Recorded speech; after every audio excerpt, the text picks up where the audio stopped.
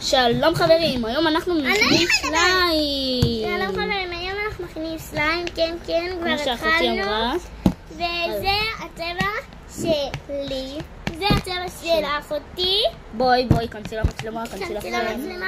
נו, כנסי כבר. היא לא רוצה שיראו אותה, וזה אח שלי הגדול, בחר את הצבע הזה.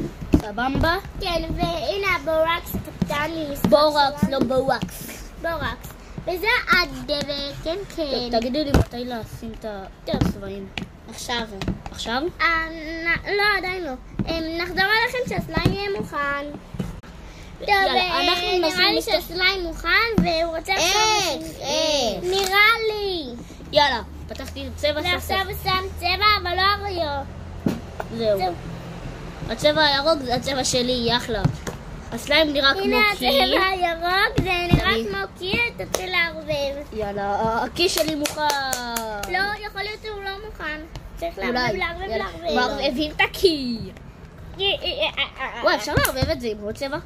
לא, זה יהיה מגעיל. וואי, לא, קיבלתי שזה יהיה ממש דומה לקי. לא, זה יהיה מגעיל. טוב. תעצור.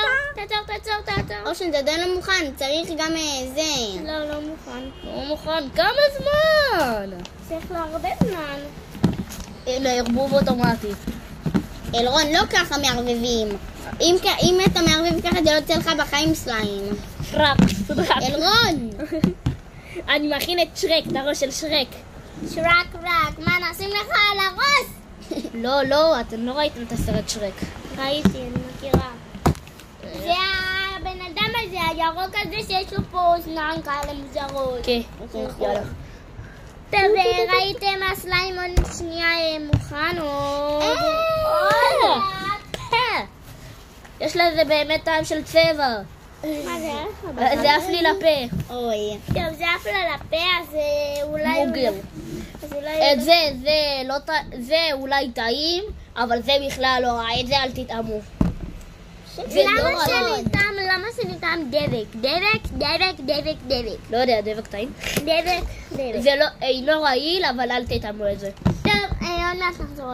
תכף נגמר לנו הזמן, אבל נעשה לכם חלק 2. שיגמר הזמן, נלך לעבוד על חלק 2 ולערוך לעשות את כל הבלגן. ויאללה, תחזרי לי את הסליים שלי. נראה לי שזה מוכן. ממשיכים לערבב. נראה לי שזה מוכן, כי...